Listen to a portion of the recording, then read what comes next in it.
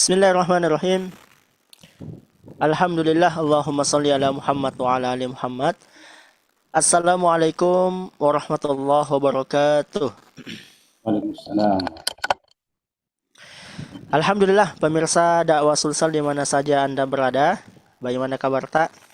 Kami doakan semoga dalam keadaan sehat walafiat, hatinya bahagia, aktivitasnya dimudahkan, dan mudah-mudahan rezekinya makin lancar, berkah, dan berlimpah. Amin ya robbal alamin. Alhamdulillah, kembali kita memuji Allah Subhanahu wa taala atas banyaknya nikmat yang telah kita terima hingga detik ini, utamanya nikmat keimanan, kesehatan, waktu luang, dan juga nikmat rasa aman. Alhamdulillah, olehnya maka sangat pantas untuk kita banyak-banyak bersyukur kepada Allah Subhanahu wa taala sebagaimana firman-Nya, "Fadhkuruni adzkurkum washkuru li wala takfurun." Karena itu ingatlah kamu kepadaku, niscaya aku akan ingat pula kepadamu, dan bersyukurlah kalian kepadaku dan janganlah kamu mengingkari nikmatku. Kemudian salawat dan salam senantiasa kita curah limpahkan kepada manusia terbaik, yakni baginda Rasulullah Muhammad sallallahu alaihi wasallam. Manusia yang paling pantas untuk kita jadikan contoh teladan dalam setiap sendi aktivitas kehidupan kita, mulai dari bangun tidur sampai tidur kembali. Dan Allah yang maha tinggi telah berfirman dalam kitabnya yang mulia, "Innallaha wa malaikatahu yusholluna 'alan nabi." Sesungguhnya Allah dan para malaikatnya senantiasa bersalawat kepada Nabi. Ya ayyuhalladzina amanu shollu alaihi wa sallimu taslima. Wahai orang-orang yang beriman, bersalawatlah kalian kepada Nabi dan sampaikanlah salam penghormatan kepadanya. Alhamdulillah, pemirsa dakwah Sulsel di mana saja Anda berada, senang sekali rasanya bisa kembali dalam agenda syiar syariat Islam membawa rahmat. Alhamdulillah, saat ini kita sudah memasuki edisi yang ke-240. Masya Allah, mudah-mudahan kita semua bisa istiqomah, konsisten dalam kebaikan, dan juga makin luas lagi dalam menebar manfaat kepada sesama manusia. Baik, Alhamdulillah, pada syiar edisi ini kita akan mengangkat tema yang cukup menarik, yakni vonis kilat langsung sikat, tanda tanya, ada tanda tanyanya. Kemudian subjudul rasa aman antara keadilan dan penghakiman. Kita disuguhkan baru-baru ini fenomena penggebukan massa, main hakim sendiri. Ya, setidaknya ada dua kejadian yang kita garis bawahi. Yang pertama yang di Morowali yang menimpa salah seorang warga Sinjai. Kemudian ada juga yang terduga pencuri ayam tanpa basa-basi langsung kemudian dihakimi secara massah.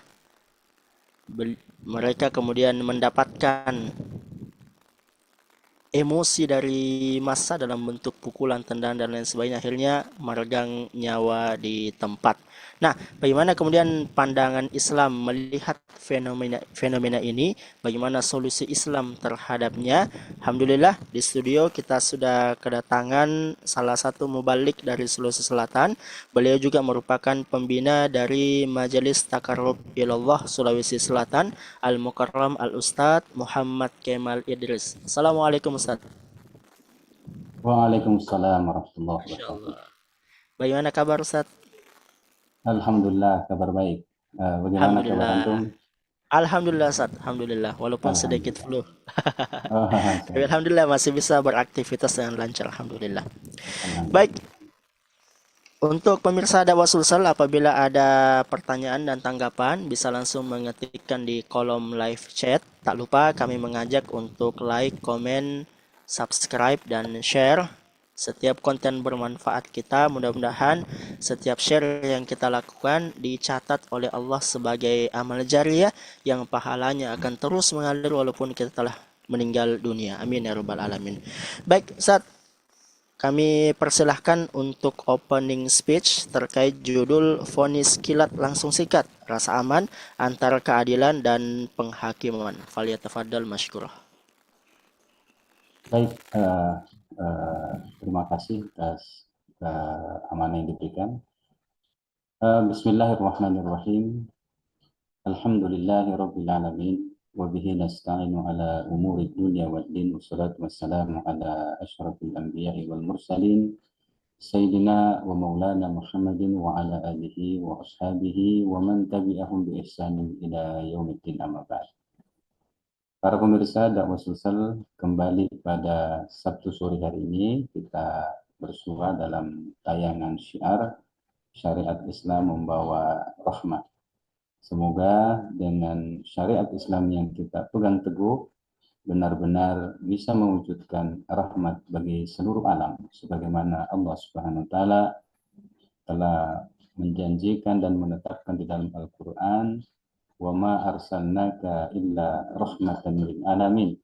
Tidaklah kami mengutus engkau Muhammad melainkan sebagai rahmah bagi seluruh alam. Dalam hal ini pengutusan Nabi, yakni Nabi sendiri sebagai utusan, kemudian apa yang diutus yakni syariat Islam, dengan apa beliau diutus yakni syariat Islam, itulah yang membawa rahmat.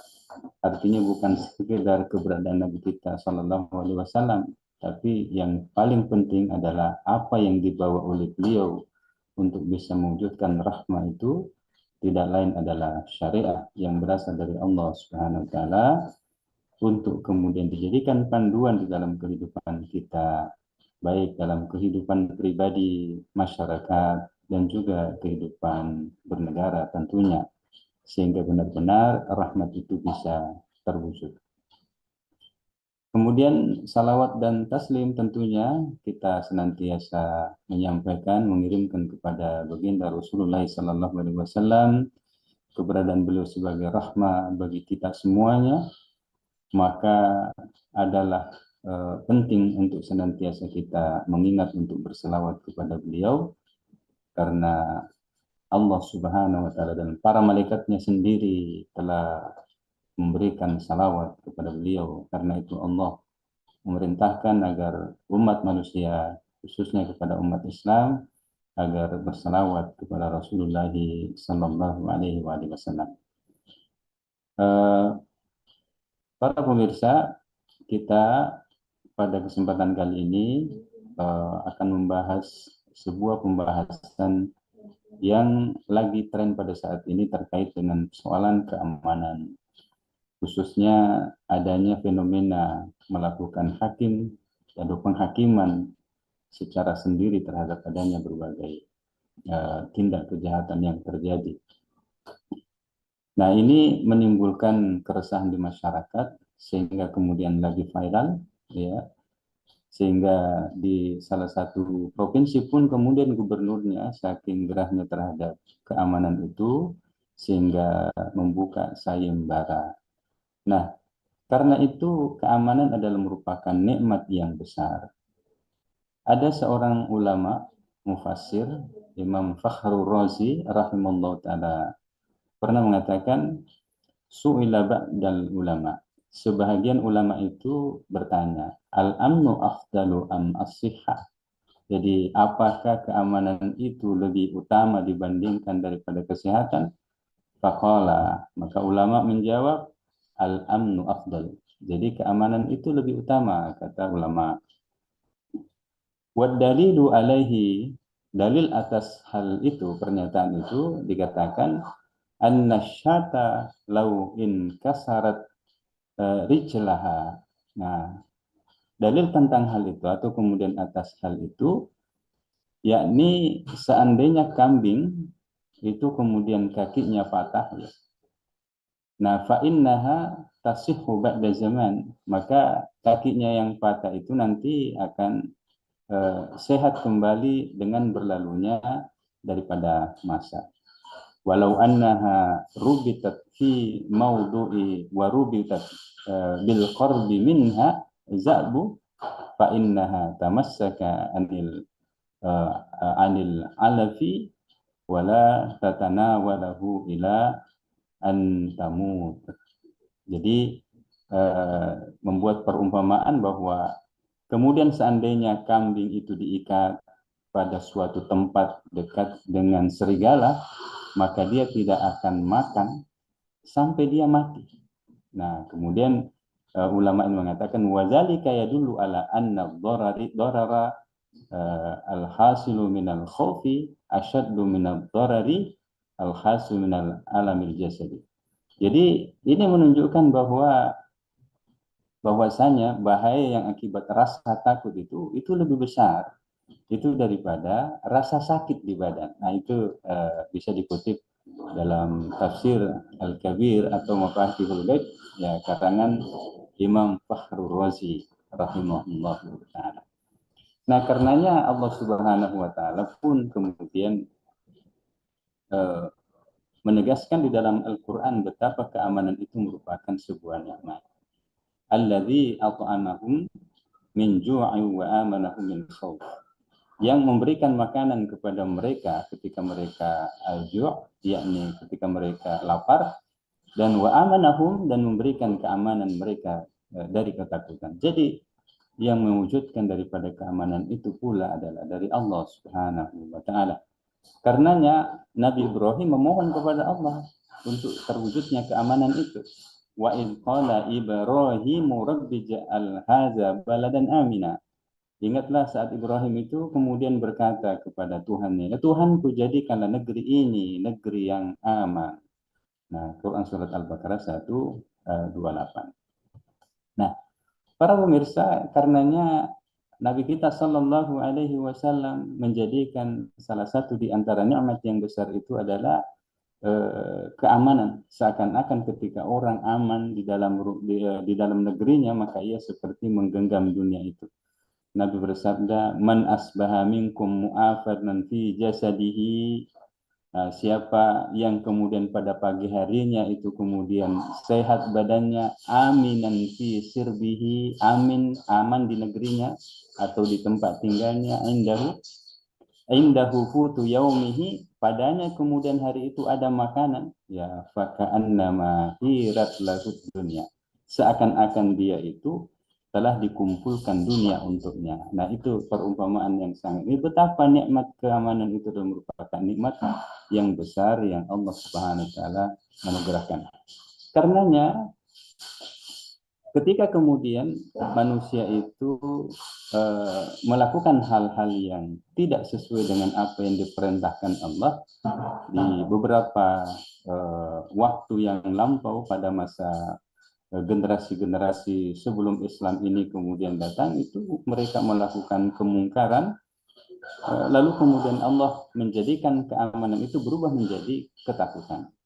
Nah di dalam Al-Quran itu disebutkan وَضَرَبَ اللَّهُ مَثَلًا قَرْيَةً كَانَتْ آمِنَةً مُطْمَئِنَّةً يَأْتِيهَا رِزْقُهَا رَغَدًا مِنْ كُلِّ مَكَانٍ فَكَفَرَتْ بِأَنْعُمِ اللَّهِ فَأَذَاقَهَا اللَّهُ لِبَاسَ الْجُوعِ وَالْخَوْفِ بِمَا كَانُوا يَصْنَعُونَ. Dan Allah telah membuat suatu perumpamaan dengan sebuah negeri yang dahulunya aman, lagi tentram, rezekinya datang kepadanya melimpah ruah dari segenap tempat, tetapi penduduknya mengingkari nikmat-nikmat Allah. Nah, karena itu Allah merasakan kepada mereka pakaian kelaparan, ketakutan disebabkan apa yang selalu mereka perbuat. Nah, saya kira itu adalah pengantar kita bahwa keamanan itu merupakan nikmat yang sangat besar yang harusnya kemudian kita syukuri, dan selalu kita harus ingat dan kembali kepada Allah SWT agar nikmat ini tidak hilang dari diri kita. Baik, Alhamdulillah, syukur Ustaz, Masya Allah. Tadi digambarkan tentang bagaimana pentingnya keamanan itu. Bahkan saya menggarisbawahi tadi bahwa keamanan adalah nikmat yang besar, bahkan lebih utama dari nikmat kesehatan itu sendiri. Insya Allah. Tadi dicontohkan juga bagus sekali tentang seekor kambing yang kalau sakit, ya seiring berjalan waktu akan sembuh. Tapi kalau dia diikat dekat dengan kandang serigala, dia bisa mati menderita karena ketakutan sampai tidak mau makan. Ini menggambarkan betapa pentingnya rasa aman itu bisa dimiliki oleh manusia. Bahkan juga saya menggarisbawahi tadi tentang ketika penduduk negeri itu tidak taat pada Allah, ingkar kepada Allah, maka bisa saja Allah kemudian mencabut rasa aman dalam keadaan mereka, dalam diri mereka, kemudian didatangkan rasa takut yang membuat masyarakat penduduk itu menjadi tersiksa. Sehingga bisa dikatakan bahwa salah satu kunci keamanan itu ada pada ketaatan, ya, ketaatan kepada Allah Subhanahu wa taala. Nah, baik, saat kita saksikan hari ini masyarakat kita tuh ditimpa ketakutan, ya, rasa tidak aman. Kalau di Makassar sendiri, ya, beberapa waktu lalu sempat viral kembali, lebih tepatnya, karena sudah sempat viral juga beberapa dekade tahun yang lalu. Kemudian viral kembali masalah begal ini. Ada penjahat-penjahat jalanan yang kemudian melakukan tindak kekerasan, perampokan, dan juga penyerangan terhadap jiwa, wabil khusus di waktu-waktu malamnya.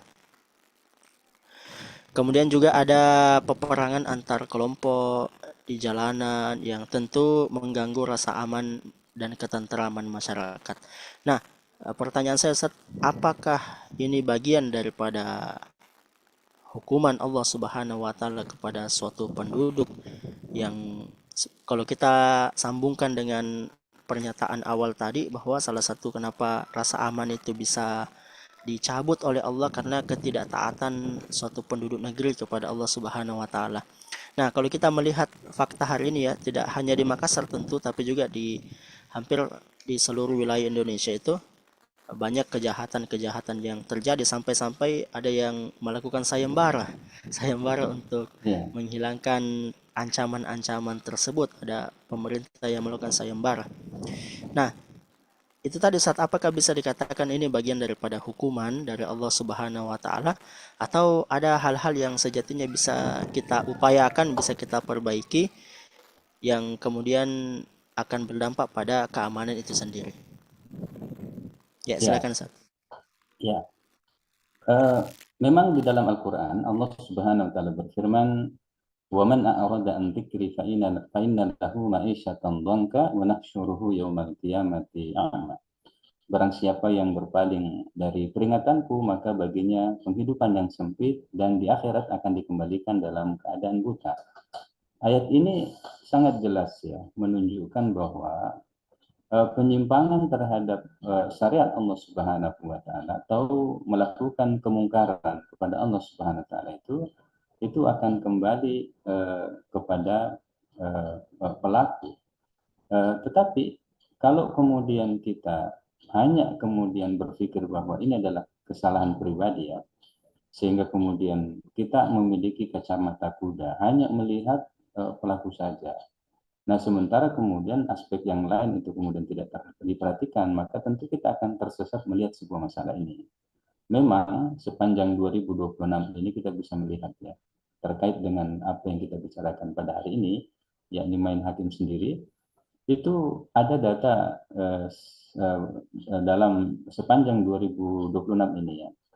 Misalnya di tanggal 28 Februari di Cianjur, itu Jawa Barat, itu ada pria tewas setelah dituduh mencuri labu siam, hanya mencuri labu siam terus kemudian dibunuh. Gitu.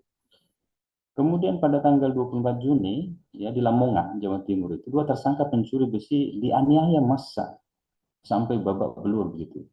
Terus kemudian pada tanggal 24 Juli 2026 itu di Tabanan ya, yang ini yang lagi viral ini, warga diduga mencuri ayam petarung ya. Itu kemudian tewas dikeroyok. Terus kemudian yang tadi disampaikan di Morowali pada tanggal 25 Juli, pria yang berinisial WS berusia 33 tahun itu kemudian meninggal usia dikeroyok warga karena diduga akan mencuri motor di depan minimarket ya. Nah, kemudian di tanggal 26 Juli di Jakarta Pusat, itu seorang pria tewas akibat penganiayaan dalam keributan massa. Dan mungkin masih ada yang tidak terpantau oleh media terkait dengan berapa jumlah kasus yang terjadi, khususnya menyangkut masalah penganiayaan atau kemudian main hakim sendiri oleh masyarakat. Ada satu studi yang kemudian cukup mumpuni ya, yang ditulis oleh Dr. Bridget Wells berjudul Lokal and Ordinary. Terus studi 2, keroyokan moving in Indonesia.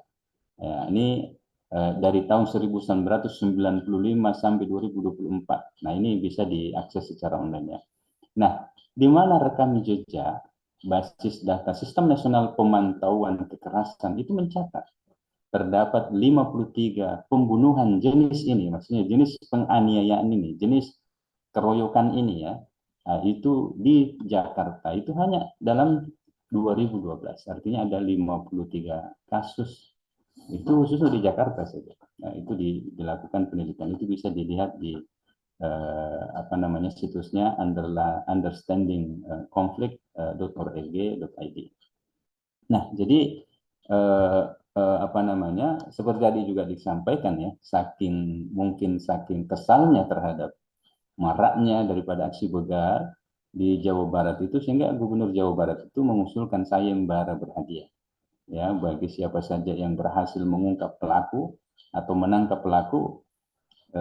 Maka bahkan pihak kepolisian Jawa Barat itu kemudian menyambut dengan positif ya. Jadi yang menangkap daripada begal itu dapat hadiah 5 juta, bahkan sampai 50 juta akan diberikan ya sesuai dengan jenis kasusnya. Nah, meskipun ini memang ditanggapi oleh Menko Bidang Hukum ya, jadi bahwa imigrasi dan pemasyarakatan, nah, Yusril ya, Pak Bapak Yusril ya, itu mengingatkan agar usulan itu kemudian dibatalkan karena berpotensi mendorong masyarakat bertindak di luar koridor hukum. Nah, ini menunjukkan ya betapa eh, meningkatnya kriminalitas yang membuat masyarakat itu makin resah. Di rentang Januari sampai 2026 saja ya, kasus kriminal itu ada 311.832 kasus. Ini hanya dalam rentang waktu 6 bulan saja ya. Jadi satu semester saja itu seperti itu ya.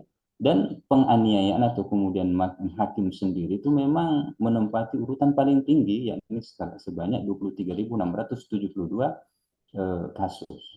Nah, beberapa faktor yang kemudian diduga terkait dengan persoalan itu, yakni masyarakat merasa sistem hukum formal itu lamban dan kemudian tidak adil. Sehingga kemudian mereka ini tidak ada inisiatif untuk melapor, karena bagaimanapun juga kemudian masalahnya itu tidak akan selesai karena turunnya kepercayaan masyarakat itu.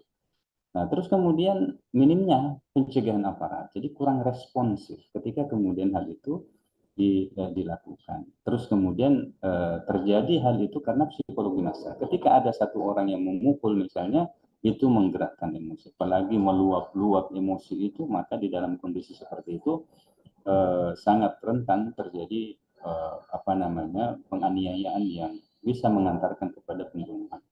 Nah, terus kemudian faktor lainnya itu karena memang tekanan ekonomi dan juga kemudian emosi masyarakat, apalagi kondisi masyarakat, perekonomian masyarakat pada hari ini memang sangat-sangat apa namanya lemah. Ya. Nah, karenanya pernah Rasulullah SAW itu mengkhawatirkan, ya, saya kunu fi akhir zaman. Jadi akan ada nanti di akhir zaman itu, kata Rasulullah, jadi syurtatun yaghduna fi ghadabillah. Jadi apa namanya penegak hukum yang pergi dengan kebencian Allah Subhanahu wa taala. Nah, wa yaruhuna fi sakhatillah, dan juga kemudian dia pulang dalam keadaan kebencian kepada Allah Subhanahu wa taala. Fa iyyaka an takuna min bitanatihi. Nah, jadi apa namanya maka hati-hatilah engkau agar tidak menjadi kelompok mereka. Nah, jadi rupa-rupanya kemudian kita bisa malah sangat melihat ya bahwa kondisi ini ternyata kita saksikan di hadapan mata kita. Nah, karenanya kalau kita hanya melihat pelaku saja, tentu ini rasanya tidak adil. Tapi karena memang berkaitan dengan sistem hukum sendiri, termasuk kemudian juga penegak yang terbukti juga memang banyak penegak itu kemudian terjerat di dalam berbagai kasus, baik korupsi, termasuk kemudian asusila, dan kemudian banyak persoalan kriminal yang telah menimpa penegak hukum tadi itu. Bahkan hakim sendiri, Mahkamah Agung pun itu kemudian tidak lepas daripada hal tersebut. Nah, karena itu, maka kalau kita melihat permasalahan hanya satu sisi, tentu tidak. Nah, karenanya tadi Allah Subhanahu wa taala menggambarkan tadi, daraballahu masalan ya, Ya, jadi Allah Subhanahu wa taala membuat perumpamaan ya, qaryatan kanat aminatan mutmainnatan. Jadi sebuah negeri yang aman, tentram, ya'tiha rizquha ragadan min kulli makanin. Nah, itu rezekinya itu datang dari berbagai arah, dari berbagai tempat. Fakarafarat bi an'amillah. Tapi kemudian dia ingkar akan nikmat Allah Subhanahu wa taala itu. Bagaimana bentuk keingkarannya tadi? Itu adalah melakukan pelanggaran-pelanggaran, yakni berpaling dari syariat, berpaling dari ketentuan Allah Subhanahu wa taala. Akibatnya apa? Fa'azaqahullahu libasal ju', maka mereka kemudian ditimpa ya kelaparan ya wal khaufi, dan kemudian ketakutan bima kanu yasnaun, oleh karena akibat perbuatan mereka. Nah, saya kira itu yang bisa kita saksikan pada hari ini. Baik Ustaz, alhamdulillah. Jadi saya menangkap bahwa memang tercabutnya rasa aman hari ini dari penduduk negeri itu disebabkan adanya kompleksitas pelanggaran. Ya, kalau saya bahasakan semacam tidak hanya dari sektor individu yang kemudian tidak taat kepada Allah Subhanahu wa taala, tapi ada juga dari sektor-sektor lain, termasuk disebutkan tadi sektor penegakan hukum dan lain sebagainya, yang kemudian belum secara 100% itu taat kepada Allah Subhanahu wa taala. Kemudian juga saya tadi menggarisbawahi, izin saya dikoreksi kalau saya Ustaz, kalau salah Ustaz, tentang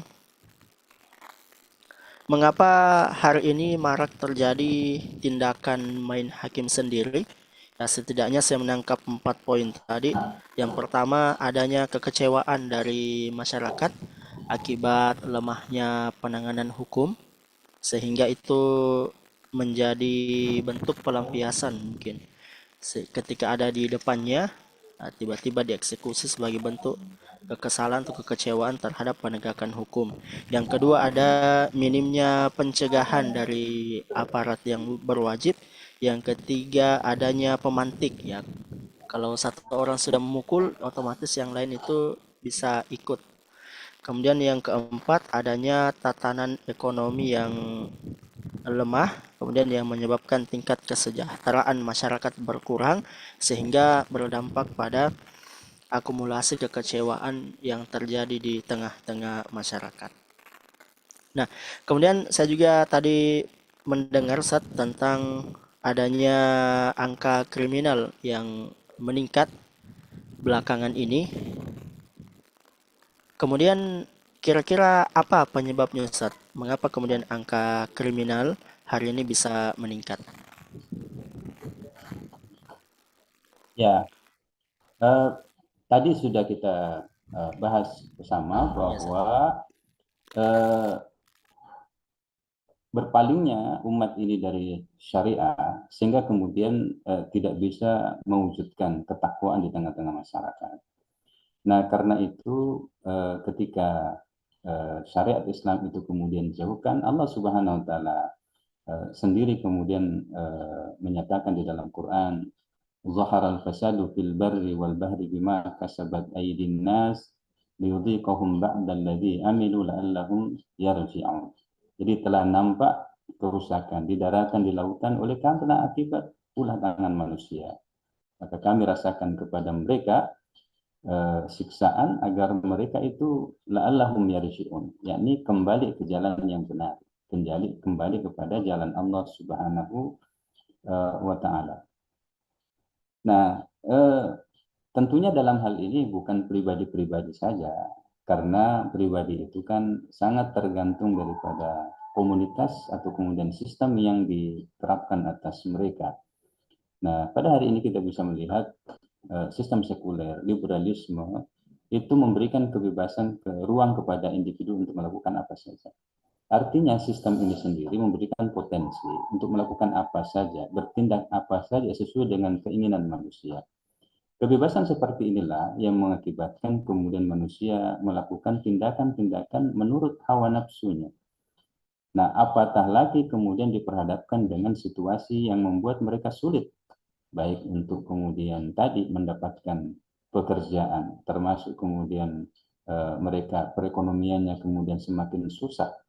Jadi ketika kelaparan itu menimpa sementara tidak ada yang bisa memenuhi, lalu kemudian bekerja tidak ada lapangan pekerjaan dan juga kemudian santunan juga tidak ada, maka bagaimana bisa untuk kemudian bisa bertahan hidup?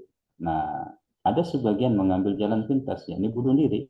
Makanya kasus bunuh diri itu kemudian juga marak ya. Bahkan membunuh anaknya sendiri ketika beban ekonomi itu kemudian membebani kehidupan mereka. Nah, tetapi ini memang bukan pembahasan kita, tetapi itu adalah bagian daripada fakta yang menunjukkan bahwa manusia kadang itu mengambil jalan pintas ketika situasi sangat mencekik dan kemudian mereka tidak ada jalan terbuka baginya untuk menempuh atau kemudian memenuhi kebutuhan mereka. Contoh tadi rasa lapar. Nah, karena itulah mereka pun kemudian berpikir mencuri atau kemudian melakukan hal-hal yang melanggar hukum.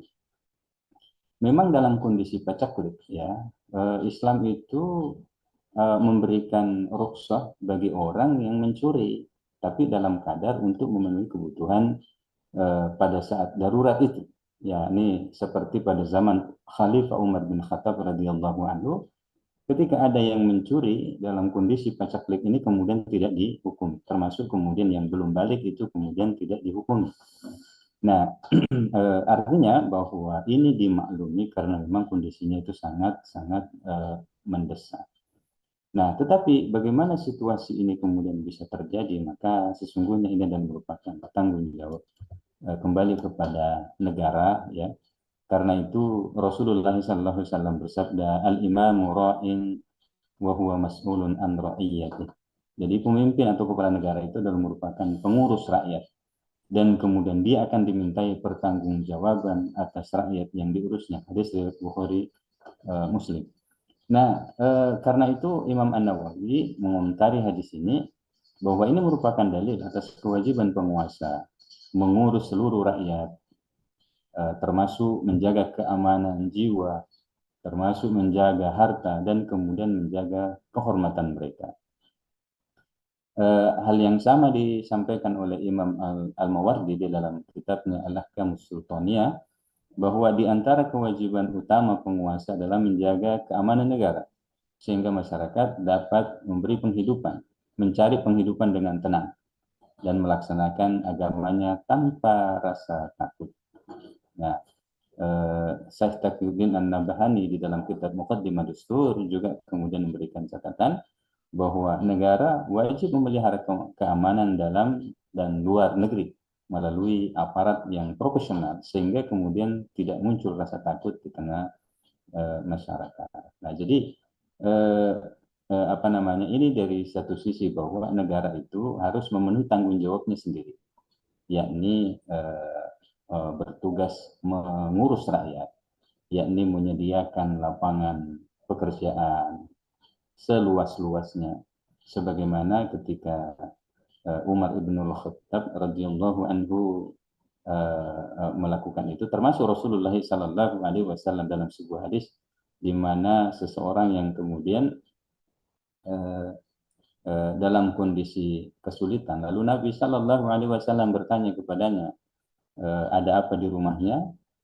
Lalu kemudian dia menceritakan beberapa benda ya yang ada di rumahnya, lalu itu dilelang oleh Rasulullah SAW. Setelah hasil penjualan itu kemudian berhasil dilelang, didapatkan hasil penjualannya, maka Nabi SAW membelikan kafah, lalu kemudian separuhnya untuk dipakai untuk memenuhi kebutuhan keluarganya. Nabi mengatakan, janganlah engkau kembali kecuali setelah 15 hari. Maka ia pun ke gunung dengan kafah, ya, istilahnya fasilitas yang diberikan Rasulullah, yakni alat untuk mencari nafkah, yakni mencari kayu bakar pada waktu itu di hutan. Lalu kemudian dia benar-benar kembali dengan sebuah penghasilan yang benar-benar memenuhi kebutuhannya, bahkan lebih.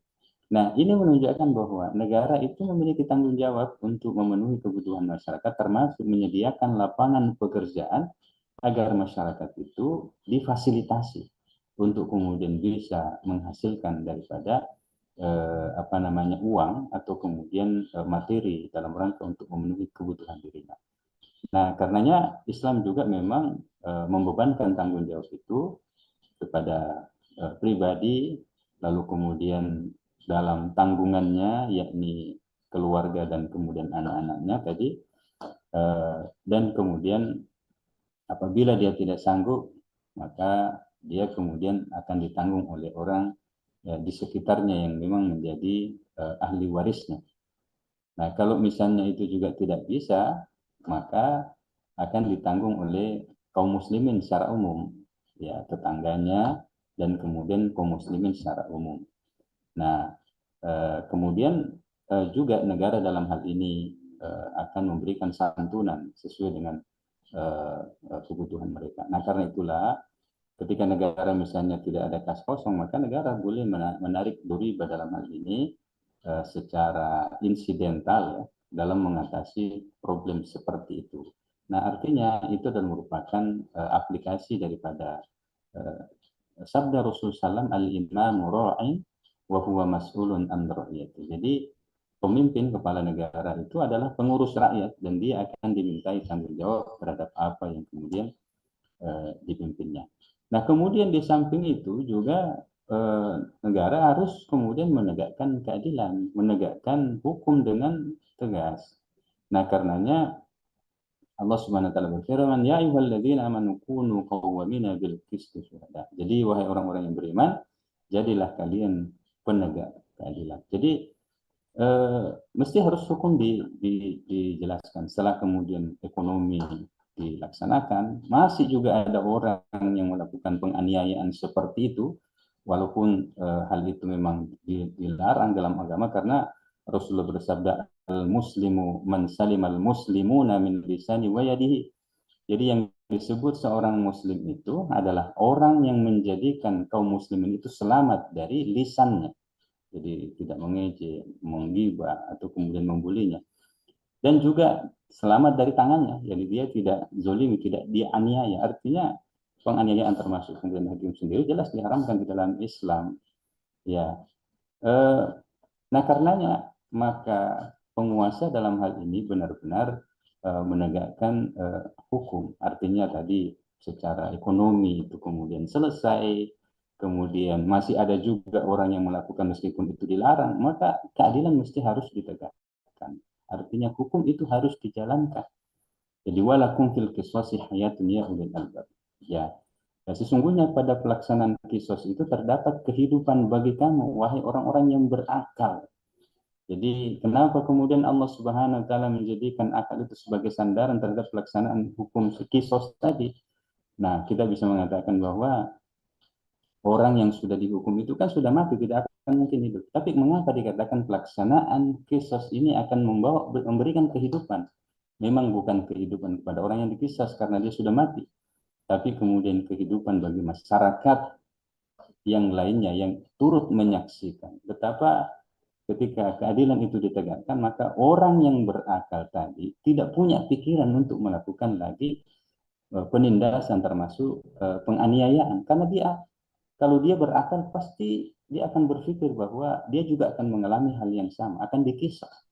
Maka orang berakal pasti tidak akan melakukan hal itu. Nah, karenanya penegakan keadilannya harus dilakukan agar kemudian terwujud kedamaian, ketentraman dalam berbagai sektornya ya, termasuk juga pendidikan. Bagaimana pendidikan itu harus kemudian diberikan agar kemudian taraf berpikir masyarakat itu kemudian tinggi dan kemudian mereka tidak gampang untuk tersulut emosi ya, kemudian mereka senantiasa dibimbing oleh iman dan kemudian syariat Islam atau kemudian pemikiran-pemikiran yang baik untuk senantiasa berbuat baik ya, tidak suka kemudian menuduh, tidak suka kemudian mencaci, tidak suka kemudian melakukan hal-hal yang bisa menyakiti orang lain yang menjadi pemicu munculnya berbagai persoalan, apalagi termasuk juga kemudian mengambil harta orang lain ya, mencuri misalnya, maka mencuri itu akan dipotong tangannya di dalam Islam. Nah, ketegasan seperti itu juga akan memberikan keamanan, karena orang yang berakal tadi itu pasti tidak akan melakukannya karena dia lihat bagaimana kemudian kalau kita di Mekah melihat orang-orang yang pernah umroh mungkin dia tahu Jadi orang-orang yang kemudian kita lihat ada itu yang tangannya buntung, itu adalah mereka adalah orang-orang yang telah dihukum apa namanya hukum potong tangan disebabkan karena dia mencuri melebihi daripada standar pencurian yakni seperempat dinar ya, atau kemudian 1,065 gram ya. Melebihi daripada itu maka dikenai sanksi potong tangan. Nah seperti itu kalau orang berakal kan pasti tidak akan berpikir melakukan karena dia makan malu, menjadi tanda sepanjang hidupnya bahwa dia pernah orang mencuri harta orang lain. Nah begitulah. Ini Allah Subhanahu wa Ta'ala jelaskan bahwa kalau kemudian kita menerapkan hukum Allah itu akan mewujudkan kehidupan masyarakat, ketentraman, harta orang terjamin, kemudian kehormatan orang terjamin, termasuk kemudian nyawa orang pun kemudian juga terjamin. Nah, semua ini adalah merupakan tanggung jawab negara untuk mewujudkannya di tengah-tengah masyarakat. Baik. Alhamdulillah, tadi dijelaskan banyak hal. Ya, saya menggarisbawahi beberapa hal juga tentang bagaimana Islam kemudian menekan angka kriminalitas dengan cara pemberian hukum dengan efek jera dan juga mekanisme-mekanisme tertentu, utamanya dalam meningkatkan ketakwaan masyarakat, pendidikan, dan lain sebagainya, juga menstabilkan ekonomi. Juga dijelaskan tentang bagaimana mekanisme Islam dalam mendatangkan rasa aman itu sendiri di tengah-tengah masyarakat dengan penerapan hukum Islam yang berkeadilan, penerapan hukum dan juga pembukaan lapangan kerja agar kemudian masyarakat bisa mendapatkan kesejahteraan dan berimbas pada jauhnya mereka dari tindakan-tindakan kriminalitas dan lain sebagainya. Nah, tadi juga ada pertanyaan yang masuk tentang bagaimana, tapi sudah terjawab tentang bagaimana hukum main hakim sendiri. Ya, sudah dijawab tadi oleh Ustadz. Haram, ya tidak boleh kemudian main hakim sendiri karena seorang muslim itu harus orang muslim yang lain harus selamat dari tangan dan lisannya, ya termasuk tidak memukul dan tidak menghina, mencela dan lain sebagainya. Nah, selanjutnya kita sudah disuguhkan tadi bagaimana keadilan Islam itu sedemikian rupa yang tentu akan berdampak pada meningkatnya kesejahteraan masyarakat dan juga terbangunnya rasa adil serta kemudian hilangnya ancaman-ancaman dengan berbagai mekanisme tadi, penegakan hukum dan juga adanya pengawasan-pengawasan oleh aparat keamanan. Nah, bagaimana kemudian langkah konkret yang bisa dilakukan oleh masyarakat agar keadilan Islam itu bisa terasa bagi masyarakat? Ya,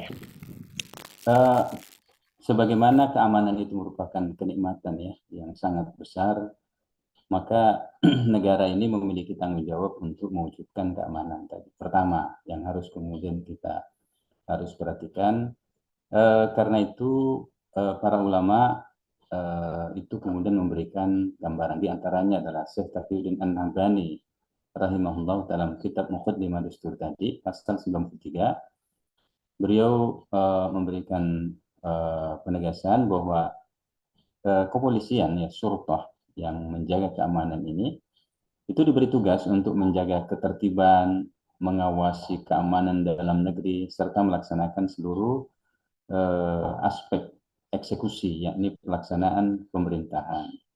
Nah, tentu ini bukan ungkapan tanpa dasar, tetapi beliau mendasarkan pada dalil hadis penuturan Anas radhiyallahu anhu yang telah disebutkan sebelumnya bahwa Nabi SAW telah memposisikan Qais bin Sa'ad di samping beliau berkedudukan seperti kepala kepolisian atau kemudian sahibus syurtah. Ya, jadi hadis ini menunjukkan bahwa kepolisian itu berada di bawah penguasa atau kemudian pemerintah. Nah, yang lain disebutkan bahwa pada masa Khalifah Abu Bakar As-Siddiq radhiyallahu anhu ada seorang sahabat bernama Abdullah ibnu Mas'ud radhiyallahu anhu itu pernah menjadi pemimpin dengan tugas melakukan patroli malam. Jadi menjaga keamanan di malam hari untuk kemudian menciptakan suasana aman di tengah-tengah masyarakat pada zaman Khalifah Abu Bakar As-Siddiq radhiyallahu anhu. Adapun pada masa Khalifah Umar bin Khattab radhiyallahu anhu, beliau sendiri ya sering kemudian melakukan patroli malam. Beliau ini biasa ditemani oleh maulanya atau kemudian pembantunya ya yang bernama Aslam ya. Nah, kadang juga mengajak sahabat lain Abdurrahman bin Auf radhiyallahu anhu melakukan patroli, melakukan inspeksi malam. Nah, karena itu apa yang dilakukan di sebagian negeri misalnya, pada akhirnya kemudian memiliki penjaga-penjaga sendiri yang dia sewa di tokohnya yang kemudian kita sebut sebagai security atau kemudian satpam. Ini sebenarnya tidak sesuai dengan spirit Islam. Kenapa? Karena itu akhirnya kemudian karena rasa keamanan tidak terjamin dalam sistem sekuler seperti sekarang ini, akhirnya kemudian masyarakat sendiri harus mengadakan pengamanan tadi untuk mengamankan asetnya. Ya, artinya ini disebabkan karena memang rasa aman tadi itu memang sulit didapatkan oleh masyarakat sehingga harus melakukan penjagaan berlapis ya. Ya, ada yang kemudian menyewa bodyguard untuk menjaga dirinya. Ada kemudian satpam, bahkan membeli anjing herder yang kemudian mahal ya, segala macam itu demi untuk kemudian menjaga aset-aset mereka daripada pencurian misalnya. Nah, ini adalah kekeliruan kata Syekh Taqiyuddin An-Nabhani sebagaimana dijelaskan dalam Muqaddimah Dustur. Semestinya ketika negara itu benar-benar menjalankan tugas dan fungsinya yang sebenar-benarnya, maka semestinya hal itu tidak diperlukan. Karena masyarakat itu akan takut untuk melakukan kejahatan oleh sebab tegasnya hukum Islam. Saya pernah datang ke kampungnya Haji Kala, kampung Nipa. Saya kebetulan punya sohib di sana. Yang di kampung Nipa itu, dulu ketika ada orang melakukan pacaran misalnya, ya pacaran, itu akan ditenggelamkan di Teluk Bone. Ya, meskipun memang hukuman ini barangkali belum persis sesuai dengan apa yang dituntunkan syariat Islam, tapi ketegasan sikap itu yang kemudian mengarah terwujudnya perzinahan ini benar-benar dicegah dengan cara seperti itu, akhirnya orang tidak ada yang berani melakukan itu di kampung itu. Nah, suatu ketika kami pernah melakukan perjalanan ke sana dengan mengendarai motor. Nah, rumah di sana itu kan rumah kayu ya, rumah panggung, maka motor itu ditaruh aja di bawah rumah panggung secara terbuka gitu. Lalu saya kemudian menanggapi apakah motor ini tidak kemudian diamankan di tempat yang bisa kemudian lebih aman. Lalu dia bercerita tentang itu. Tidak ada yang berani di sini, Ustaz, karena masyarakat itu takut untuk melakukan hal-hal yang seperti itu karena sanksi yang akan diberikan itu berat. Nah, jadi ini menunjukkan bahwa efek jerah itu ketika kemudian benar-benar diterapkan itu kemudian akan memberikan dampak yang sangat besar bagi akal manusia untuk tidak terjadinya perbuatan-perbuatan yang seperti tadi. Nah, karena itu maka ini akan mewujudkan daripada keamanan di tengah-tengah masyarakat. Nah, karena itu Islam ini memiliki sistem keamanan yang komprehensif. Yang pertama, memang negara wajib untuk kemudian menyediakan aparat keamanan yang memadai sesuai dengan jumlah yang dibutuhkan dari berbagai seginya. Nah, kemudian negara wajib membangun sistem pengawasan yang efektif. Jadi di semua lini itu kemudian harus diberikan pengawasan selama 24 jam. Ya, jadi harus nge-shift ya. Karena kadang-kadang kan penjahat itu memang melakukan aksinya itu justru di saat-saat manusia tidur. Nah, itu kemudian harus shift. Jadi memang 24 jam. Jadi karenanya negara harus membiayai proses itu dengan jumlah SDM yang memadai, peralatan yang cukup, termasuk kemudian sistem pengawasan yang baik, sehingga kemudian benar-benar keamanan masyarakat itu bisa terjamin.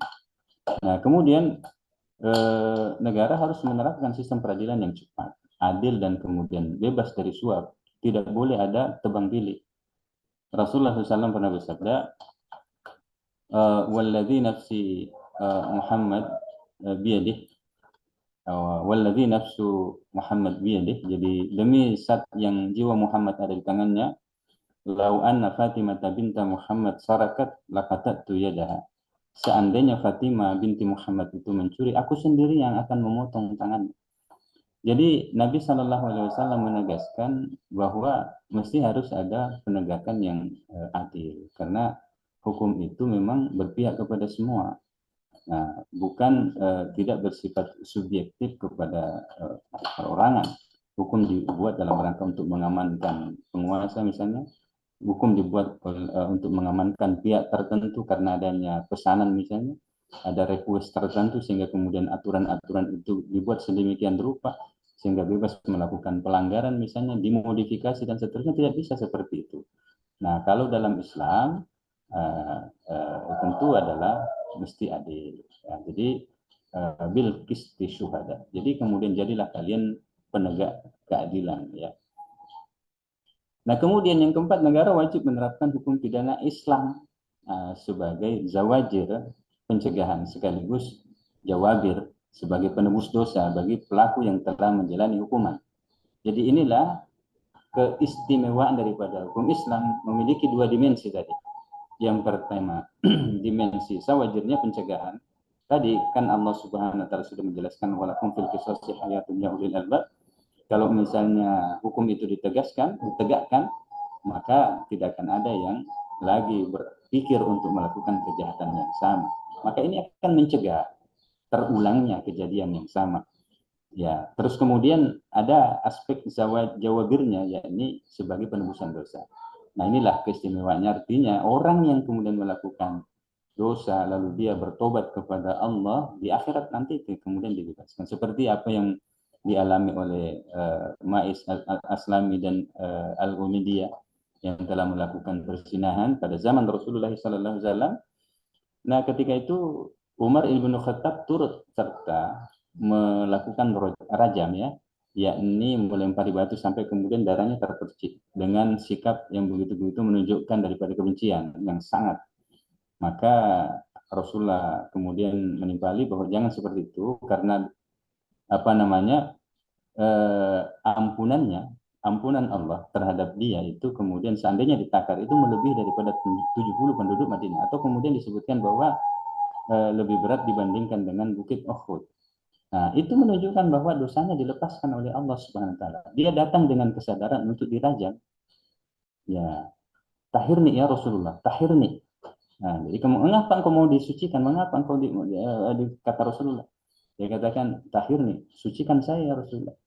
Nah, mengapa engkau? Ternyata dia telah melakukan zina, sehingga kemudian Rasulullah melakukan rajam. Nah, jadi seperti inilah kemudian Islam itu benar-benar akan mewujudkan keadilan atas semuanya.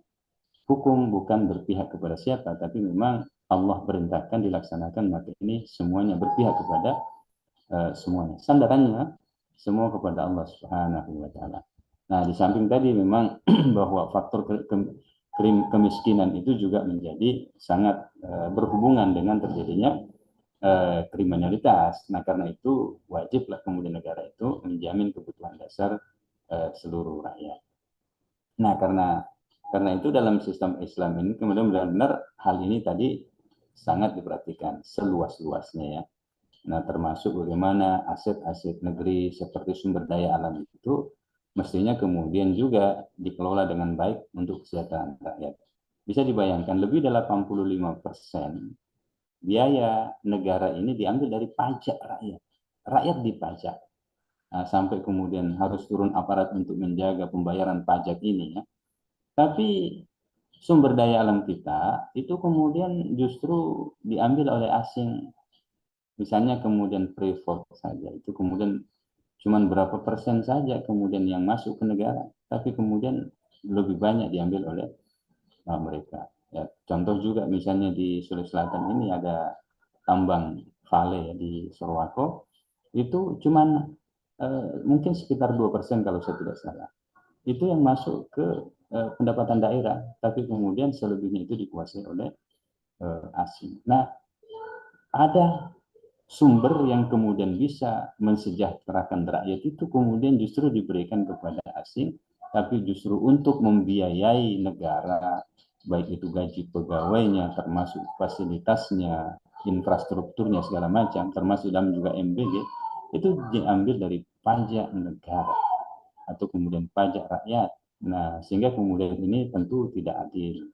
Ya, negara disuruh bayar negara, tapi untuk mencari pekerjaan mereka tidak diurusi gitu. Akhirnya kemudian kelaparan terjadi, potensi terjadinya kriminalitas itu memang sangat besar.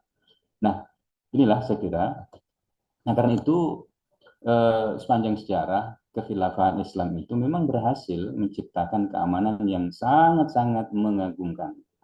Jadi dalam rentang waktu yang lama itu kemudian benar-benar terjadi keamanan. Makanya banyak catatan sejarah yang kemudian menggambarkan seorang wanita, perempuan itu kemudian melakukan perjalanan jauh, itu kemudian tanpa rasa takut karena keamanan benar-benar dijaga oleh negara. Nah, jadi mereka tidak memiliki pemikiran bahwa dia akan dianiaya di suatu tempat ya. Nah, sampai dari San'a hingga Hadramaut itu kemudian tidak takut lagi diterkam oleh serigala, ya tidak takut lagi kemudian oleh diganggu oleh pembegal dan lain sebagainya. Nah, karena itu solusi Islam itu tidak hanya berhenti pada penambahan jumlah patroli keamanan, tetapi juga mengembalikan fungsi negara sebagai ra'i, yakni pengurus rakyat, yang dengan cara apa? Dengan cara menerapkan syariat Islam secara keseluruhan dalam seluruh dimensi kehidupan, yang kemudian tentunya dalam hal ini memang tidak bisa dalam sistem demokrasi atau sekuler, harus dengan sistem yang disebut oleh para ulama dalam kitab-kitab mutabar mereka, yakni sistem pemerintahan Islam. Itu yang relevan, itu yang kompatibel, yakni yang dikenal dengan istilah sistem khilafah. Nah, ketika masyarakat dalam sistem khilafah itu diterapkan, maka mereka akan bertakwa, dituntun untuk senantiasa baik dan bertakwa kepada Allah SWT. Nah, ketika kemudian ketakwaan terwujud, kebutuhan hidup kemudian terjamin, aparat itu kemudian profesional, dan kemudian hukum Allah SWT akan secara konsekuen, nah, secara konsisten, nah, kriminalitas pun kemudian akan menurun secara signifikan. Nah, saya kira, nah seperti itulah peta bagaimana kemudian gambaran Islam itu memberikan jaminan. Islam ini memberikan jaminan keamanan terhadap rakyat, bukan hanya melihat seperti kacamata kuda, yakni hanya korban saja, pelaku saja itu kemudian dilihat, tapi harus kemudian kita melihat secara keseluruhan terhadap sumber masalah terjadinya ketakutan di tengah masyarakat, termasuk tadi main hakim sendiri. Nah, saya kira itulah pembahasan kita pada kesempatan sore hari ini. Saya kembalikan. Baik, Alhamdulillah, Masya Allah, sangat luar biasa apa yang disampaikan tadi. Saya mencatat ada setidaknya satu hal tentang faktor-faktor ya, apabila 4 faktor ini bisa diimplementasikan dengan baik, insya Allah masyarakat akan merasakan keamanan dan keadilan dalam kehidupan sehari-harinya. Yang pertama tadi adanya pihak keamanan yang profesional, yang berpihak pada kebenaran dan berfokus untuk menjaga keamanan. Yang kedua adanya sistem pengawasan yang efektif, utamanya di jam-jam rawan, misalnya malam, hendaknya dilakukan patroli dan lain sebagainya. Yang ketiga tadi adanya sistem peradilan yang adil, tidak tebang pilih dan tidak menerima suap menyuap dan lain sebagainya. Dan yang keempat tadi adanya penerapan hukum pidana Islam yang dimana kita ketahui bahwa hukum pidana Islam ini bersifat mencegah dan juga penebusan dosa. Masya Allah, harapannya dengan 4 faktor ini apabila kemudian diterapkan dengan baik di tengah-tengah kehidupan masyarakat, insya Allah akan muncul keadilan dan juga keamanan yang bisa dirasakan oleh masyarakat. Juga dicontohkan tadi luar biasa di sepanjang lintasan sejarah manusia, ternyata ada momen kurun waktu di mana masyarakat itu tidak lagi memikirkan ancaman, tidak lagi memikirkan kekhawatiran dirinya apabila pergi perjalanan jauh misalnya, atau dalam lintas kabupaten kota dan lain sebagainya, tapi tidak lagi memikirkan keamanannya disebabkan karena adanya keamanan yang kemudian terjaga, yang itu diusahakan atau dimotori oleh negara. Nah, baik. Terakhir, Ustaz, sebagai closing statement, kami persilahkan. Ya, eh, kita sebagai umat Islam itu sangat bersyukur kepada Allah Subhanahu wa taala atas nikmat Islam. Nikmat iman, nikmat Islam ini harusnya kita jaga.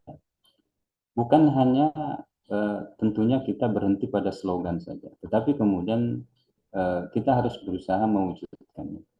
Nah, bagaimana caranya? Nah, pada tingkat individu, maka dia akan berusaha untuk tetap istiqomah dengan apa yang diajarkan oleh Nabi kita Sallallahu Alaihi Wasallam, yakni ittaqillaha haitsuma kunta. Jadi bertakwalah kepada Allah dimanapun kamu berada. Watbi sayyatal hasanah tamhuha. Ikutilah perbuatan buruk itu dengan perbuatan baik, niscaya dia akan menghapus kesalahan-kesalahan itu. Tetapi interaksi manusia itu kan tentu tidak terbatas hanya menyangkut masalah hubungan dia secara vertikal dengan Allah Subhanahu wa taala.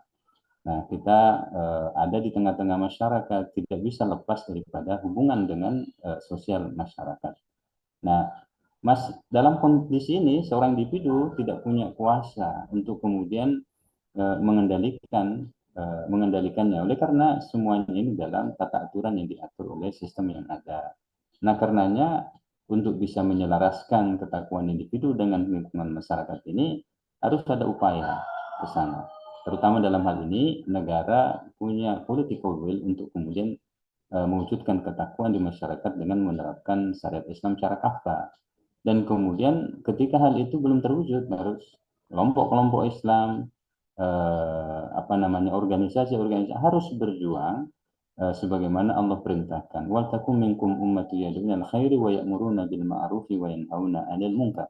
Hendaklah ada segolongan umat ya yang menyeru kepada al khair Islam dan kemudian menyerukan kepada yang ma'ruf, mencegah daripada kemungkaran. Nah, dengan pemahaman seperti ini, dakwah terus berlangsung, insya Allah perubahan akan terjadi. Hanya dengan itu, insya Allah kita akan menuju kepada kondisi yang kita harapkan bersama, yakni terwujudnya kerahmatan bagi seluruh alam. Demikian saya kira yang bisa saya sampaikan pada kesempatan kali ini. Semoga Allah menaungi kita semuanya dengan taufiknya. Baik. Alhamdulillah.